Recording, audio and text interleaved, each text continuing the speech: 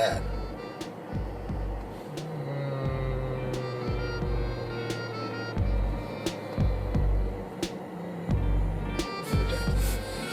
What's going on, guys? It's lunchtime in 2 acts. Act 1. I got a package in the mail today. I've redacted all of the information that could be used against me. So now you don't know what it is, or my real name, or what that number was. I don't remember. But if you look very closely, McAllen, Texas. This comic book creator is from the place where I was born. But it's not me. I didn't send this to myself. All right, so I'm gonna open this up, and then I'm gonna review the book inside. All right. Yeah.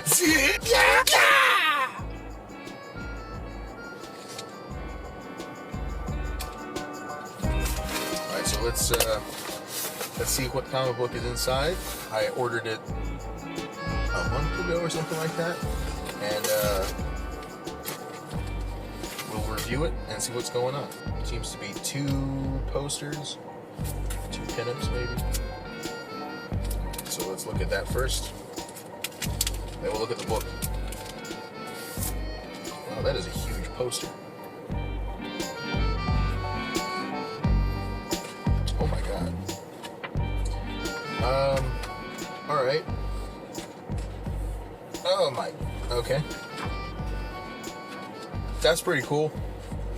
Yeah. Pinup. Today we're talking about Jawbreakers. I'm pretty excited about it.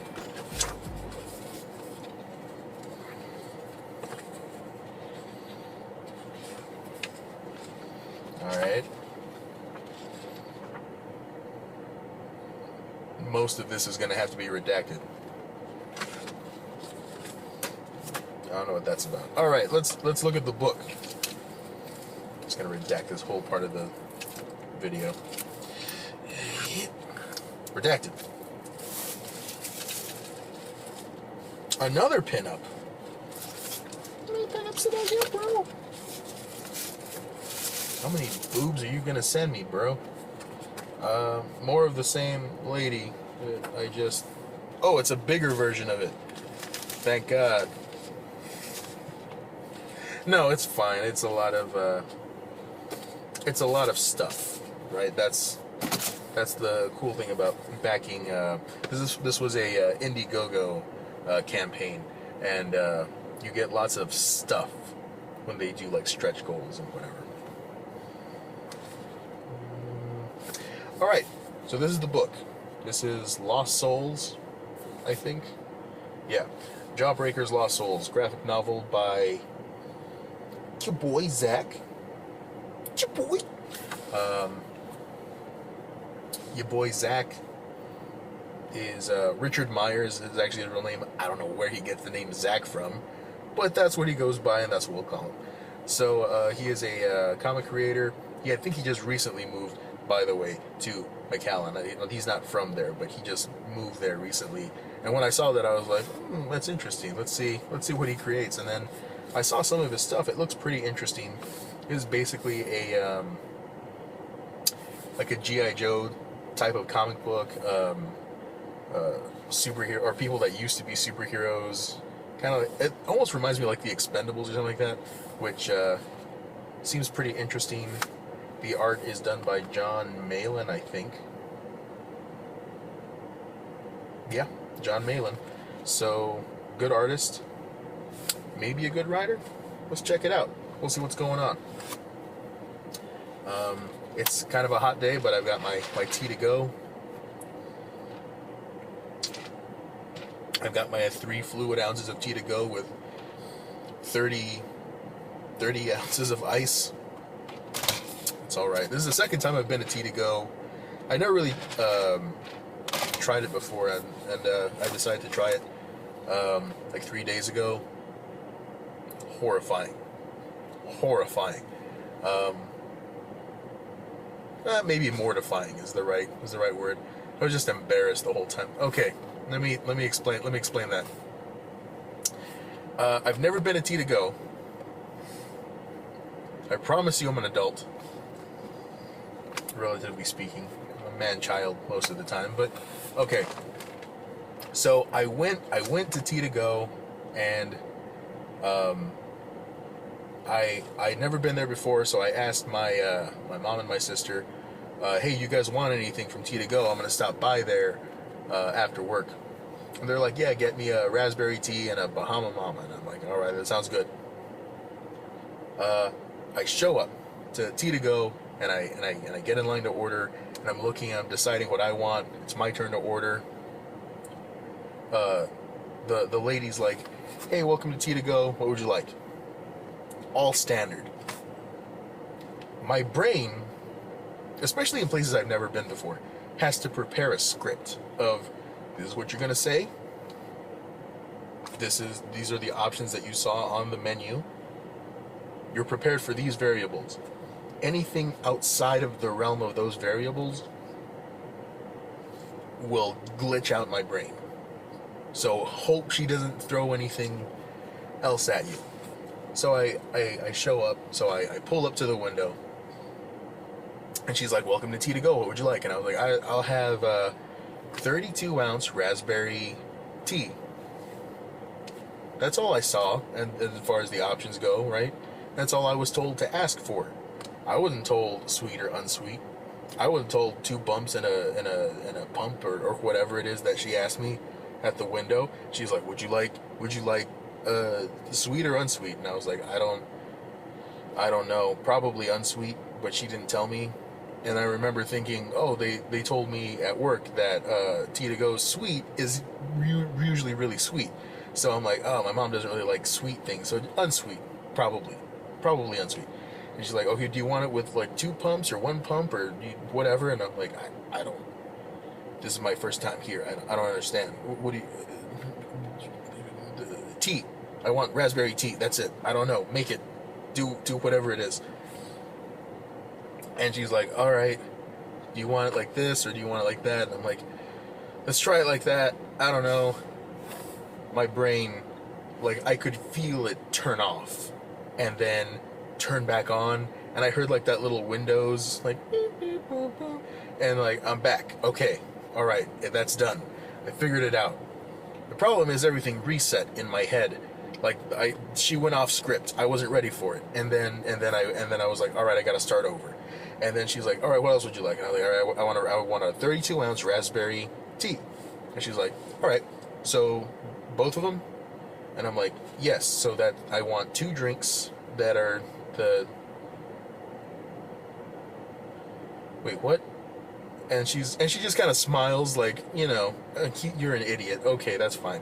And I'm like, no, I apologize for being an idiot, but like, I don't understand. Like, so you want this one sweet? And I'm like, yeah, I think so. And at this point, I realize that what my brain's done, as far as like, you don't understand what's happening. You're not an adult. Just go back to crayons, man. Like you're not ready. You're not ready to order for yourself, child. So I'm like, yeah, 2 drinks. And she's like separately, because I don't know what I'm talking about. And she's like, okay, what else would you like? Also, Purple Rain or whatever. And she's like, okay, that's 7 whatever. And I'm like, okay, cool. So I give her my card, and she hands me back my card, and I'm just sitting there, kind of content that like, okay, I did it. I don't think I messed up, but I'm certainly not sure what just happened. She gets back to me like, okay, here's your Purple Rain. And I'm like, cool.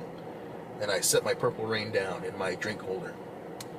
And she comes back and she's like, all right, here's your raspberry sweet, 2 pumps and a bump, and then here's the two puffs and a buff and the raspberry tea.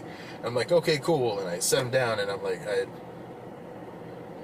I don't, wait, why do I have 2 raspberry? And at that moment, I realize what my brain has done as I'm holding them in my hand. From the time I take it from her hands to put it in my cup holders, I'm like, stupid fool. Idiot. And so I I realize at this point, all you have to do, put your drinks in there, drive around, right? Get back in line. Like, hey, I'm sorry, I messed up on the order. Can I also order a Bahama Mama? I forgot that part of the order.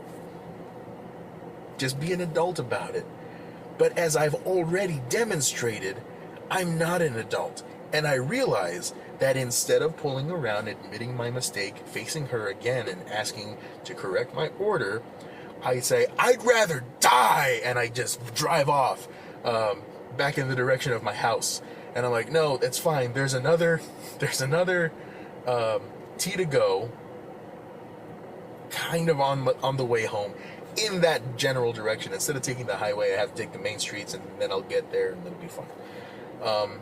So I have 3 T to go drinks right here in my cup holder, one in my hand, and as I'm driving to the other T to go, it doesn't occur to me that, like, once I pull up to that drive-through, and they're like, what would you like? They're probably going to look in my car. They're probably going to see I have 3 drinks here already full of T to go, and I don't know if I'm ready for that kind of judgment. He's going to look at me and he's going to be like, dude, you've got a problem. I don't know how thirsty you are. And it's hot, understandably it's hot. But it's not, 4 drinks, 432, what is that? 128 ounces of liquid.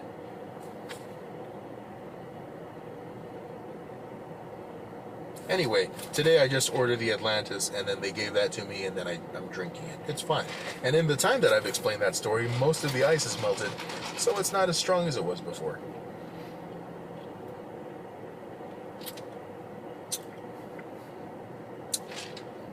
That's alright. Anyway, I'm going to read this comic book, and that's the end of Act 1. Oh, yeah, but the other guy at T to Go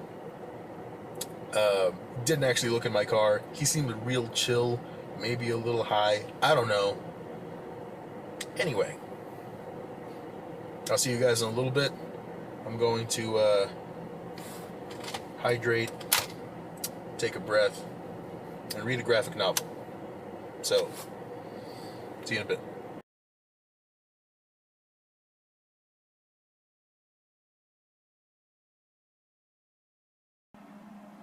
Hey everyone, it's your boy. This is my review of Jawbreakers, Lost Souls. Overall, I like this book. This is a good book. I'm going to go ahead and I'm not going to bury the lead here. If you are able to get this book, sure, but you're probably at this point only going to find it on eBay for like $100. So you've got $100 burning in your pocket, and you want to read a good, like G.I. Joe Expendables type story. Knock yourself out. Otherwise, just watch this review. I'm going to spoil some stuff. I'm going to cover most of the book. I'm not going to show the whole book, but I'm going to show most of it. So this book is broken up into 3 parts. You have the main story, and then you have 2 backup stories. I didn't read the 2 backup stories yet. I will. I just haven't yet. I just wanted to do a review of the main story here. So let's get into it. First off, this cover, really, really good. Ethan Van Sciver did the cover for it. It looks great. Actually, this guy turned out to be probably my favorite character. It's a really obvious nod to like G.I. Joe and stuff. The writer has kind of come out and said like that was his biggest influence for not only this book, but like his choice to get into the military actually came from his interest because of G.I. Joe, the comic book series written by Larry Hama. Hama? It's probably Hama. So this character is probably the closest thing to like a Snake Eyes type character. He's a soldier with like a ninja motif, and he doesn't speak. But he just looks really cool. It's a really cool design. They all have pretty interesting designs. Hell Priest is this guy back here. You know, pretty straightforward. Just a priest with his sleeves rolled up because he's got some churching to do. He's gonna take somebody to church. I'm gonna take you to Sunday school, son. So, and then you have Cuffs back here, and you have Silkworm. I don't think Devil Dog. Oh, there he is. Devil Dog is right there in the background. But let's get into it. The first page is probably the best example of these characters. So, this guy's name is Knife Hand. Yeah, you know, not my favorite part about him, but you know, it's a name, sure. But again, in GI Joe, you had these characters. I don't if you never really got into GI Joes, that's fine.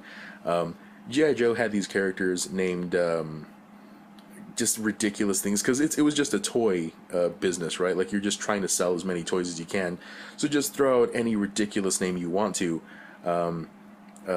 You would have a character named like Butt Puncher or something like that, and because I don't know, they were scrambling for names, and then the guys would put like in his bio like, oh, we called him Butt Puncher. He called himself Butt Puncher because nobody, when you hear his name, nobody wants to fight that guy, and you don't. I wouldn't. But you know, that's kind of the like I had my favorite character, my favorite GI Joe toy when I was a kid was Ice Cream Soldier. And in his bio, they said they called him Ice Cream Soldier because everyone would always underestimate him. Like nobody expected him to be super cool. But like the actual toy came with like a ridiculous gun that had like I think it was like a flamethrower / grenade launcher / M14 and also like a laser pistol or something like that. He had like they used to come with like ridiculous toys and they had ridiculous names. My point is that's just kind of a trope of the genre. You kind of give them the kind of ridiculous names or very obvious names, but the important thing is their character design. Do they look cool? Do they look fun to watch? Do they look fun to play with? Is that the brand had no misconceptions about what it was. It's just about blowing stuff up and driving vehicles. They're not. You can't really call them cars. You can't call them boats because they were never just cars or just boats or just helicopters. They were always like some ridiculous thing, some kind of combination of all of those things. So the umbrella term was vehicles. They drove vehicles, right? Piloted vehicles. Anyway, so yeah, that you have a little tangent there. You have Devil Dog, which kind of looks pretty similar to what I was talking about. Ice Cream Soldier had this really cool armor on, and that's kind of what it was. Silkworm right here is the leader of the team. Cuffs right here, he's got super strength. They all seem to have powers except for I think Devil Dog, or at least I haven't seen his powers. That might be where he wears that armor. I don't know, but a good comic book is like a. I was thinking about this. It's a lot like a strong stream. It is not. It's not rapids, right? Rapids would be like if I told you, hey, you should check out Batman 267 or something like that. And you'd be like, I don't know. It seems like a lot of stuff happened before that. Obviously, yes, a lot of stuff happened before that. But like you get into it and you're like, yeah, I liked it. It was good. It pushed me along through the story. But there seemed to be a lot of stuff going on. This comic book is more like a moderately strong stream, right? Like it pushes you through the story. You flow through the story. Like, so when I say a stream, I mean like if you get into it, it's just going to start carrying you. And it almost doesn't matter at what part of the story you kind of jump into, you're just going to kind of keep going until the end because it's easy. It's almost like a lazy river. It's just going to carry you along, right? Well, maybe with a little bit more force. That's what I'm saying, like a strong stream. But like it kind of like as soon as you make contact with it, it starts pulling you. It starts kind of carrying you along through the story because it's well written. It's written to kind of push you towards the end of the story. The art is definitely solid in this story. The writing solid. You know, it's not Shakespeare. It's not, you know, it's not gonna blow your mind or anything. It's not probably not gonna change your life, but it's good, solid storytelling. It gets the job done. It goes from point A to point B, and that's kind of it. That's that's the good of it, right? So the weaker parts of it are what I feel just doesn't work for me. I'll cover that too. So this is actually a really strongly drawn page. Story wise, it this bugs me. Like I don't know if it's not doing what it's supposed to do, or if it is doing what it's supposed to do, and it's just not my thing. We establish in the very first page that in this world there are giant monsters, and that these guys are at least somewhat capable of destroying it. But we never talk about it again. They don't talk about what kind of monster that was, how they destroyed it. We know that we're in France and that they saved the city. I think it's Paris. Yeah, it's Paris. So they're in Paris. They just saved the city from a giant monster by, it looks like, electrocuting it or something like that. But they never talk about why they were there. What was that? Like, you guys just ran away from a giant exploding monster. You never talk about it again.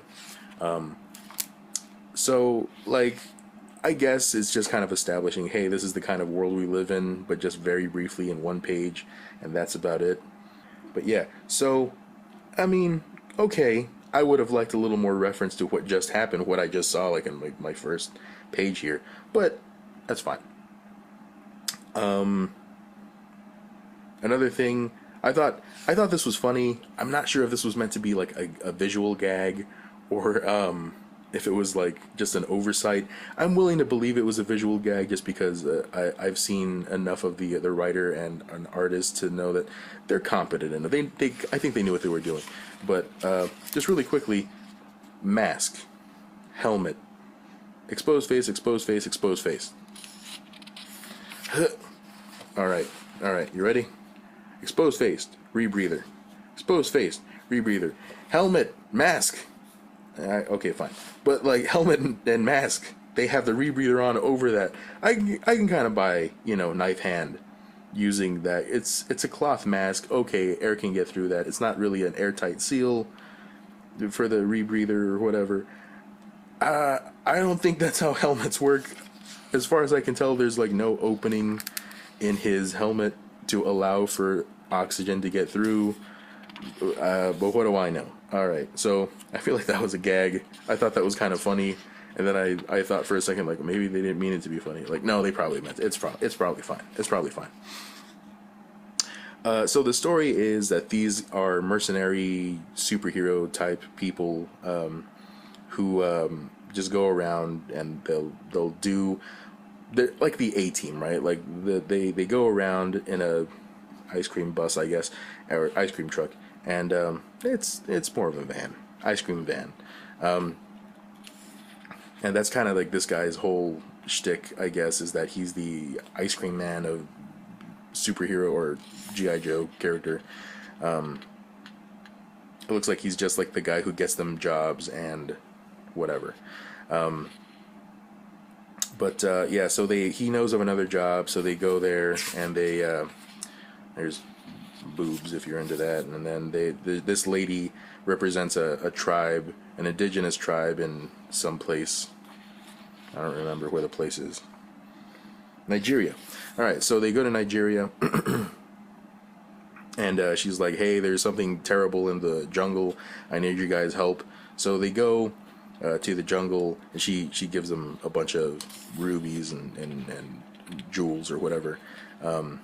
So they're driving along. They hear a heartbeat. Turns out they were driving on this giant ape, which is actually this cover.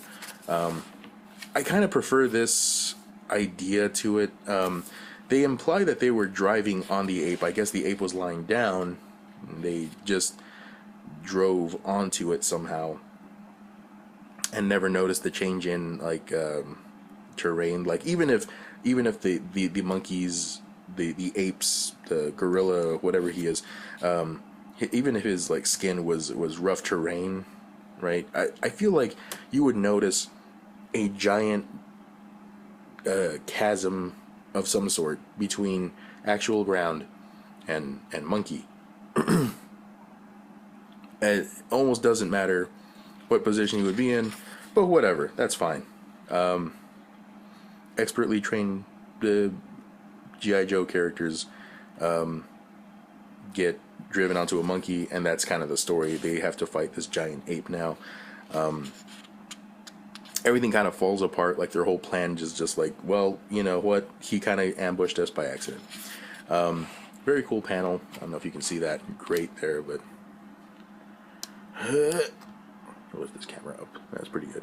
All right, so you can kind of see Silkworm's powers here. He's got the ability to like construct things, so almost like a Green Lantern kind of power. You see Hell Priest kind of going around. It took me a little while to kind of figure out that he was blind. Hell Priest can't see anything except for it looks like he can kind of see like an astral plane, and that's what he sees. He doesn't actually see the physical world. He sees the spiritual world. So he can see people's souls, and that's kind of how he communicates with things. But like inanimate objects are a little harder for him to see. Yeah, you find out that this guy's got super strength. Cuffs has super strength. He says this thing. He gets stuck up. This is actually a pretty good bit. So he gets stuck on the ape's shoulder, and they're like asking like, where's Cuffs? And he's like, hold up, I'm about to rock this fool with the power of 1,000 slaves. And he just like punches him off the side of the head, pops out his eyeball, which that becomes a running gag later.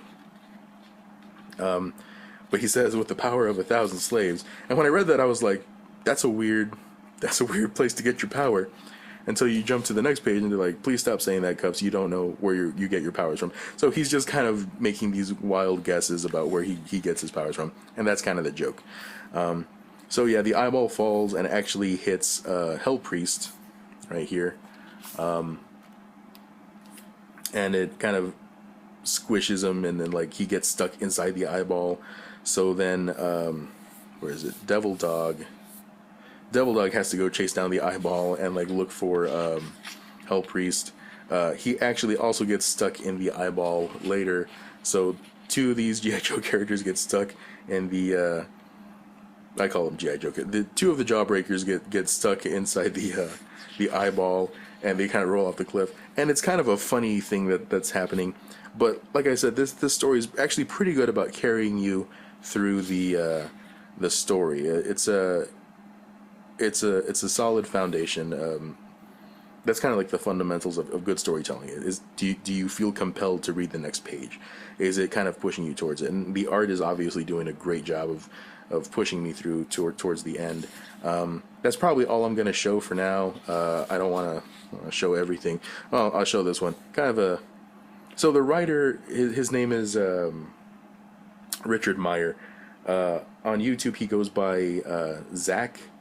His channel is called Comics Matter with Ya Boy Zach. It is, I guess it's just a self-reference. It's like a little, I don't know what this is, but I saw this and I was like, that's a weird thing to yell, ya boy, whenever he's fighting this giant ape. Anyway, yeah, I think that's probably all I'm going to show. I'll talk about the rest of it later in the drawing portion of this. But overall, really good story, really good art.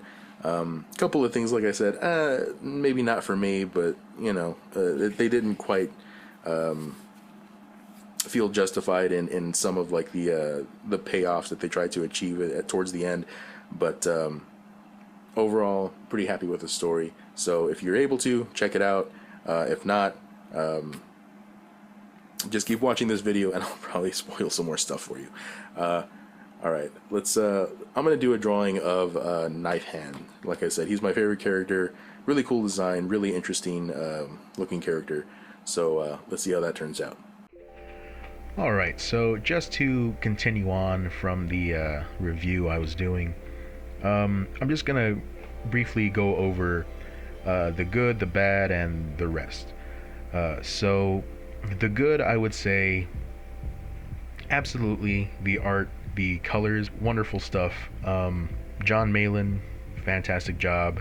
Solid art, and it's a very fun style. It's not super realistic, but it's not over the top cartoony. It actually felt uh, really well matched with the type of characters and the type of story that was being told.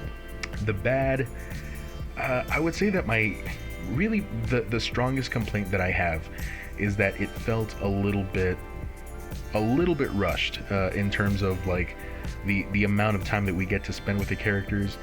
I never really got fully attached to the characters I think I was supposed to get attached to. So a bit of a spoiler here. The woman in the jungle bikini or whatever. Her name is I want to say it's pronounced Zashi. It's Xaxi. So Zashi forms I guess a relationship with the Cuffs character, and at no time did I feel attached to her. Like her character just seemed a little bit one note.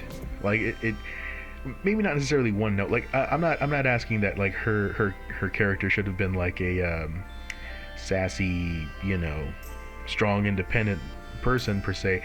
Like I think that kind of was the point of her character in the story, was that she was actually being used as bait for the Jawbreakers. Over the years, this ape has apparently just like eaten things or something, and somehow, because I guess it just needed to happen, the like jewels and gold and treasure has found its way into like the bloodstream of this giant ape. There's this, I don't know why he's a cyborg, why not, I guess, kind of a like a Destro Cobra commander kind of idea. Like, well, he's got to have some kind of gimmick. Let's make this cartel also a cyborg. I would have just given him armor, but that's just me. This plot sounds really ridiculous. The more the more I talk about it. So anyway, this cyborg guy uses like threats to intimidate Zashi to lure the Jawbreakers into the forest to capture the ape, so that way they can extract the gold from there, and the cyborg man will have money for more cyborg stuff, I guess. I don't know. So her character does need to be like a little bit docile. Sure, okay. My actual complaint is that I didn't see enough scenes between her and Cuffs to establish a romantic relationship, or really any attachment beyond, hey, we find each other attractive. Towards the middle of the story, they have this like romantic scene. They have a romantic kiss scene that didn't really feel justified, like warranted. That I feel like, oh, that's nice. They found romance in the middle of people dying and exploding and stuff. Like, probably not the time. Almost certainly not the place. It's fine. Okay, I'll move past that. This is kind of a spoiler here, but at the end of the story, she ends up dying. She's collateral damage between this big fight between the cyborg and his small military, and the Jawbreakers and the giant ape, and Zashi ends up dying. I didn't particularly feel bad though, because again, I never got attached to her. I feel like the writer did not let me get attached to that character. The writer has spoken a little bit about death in his books.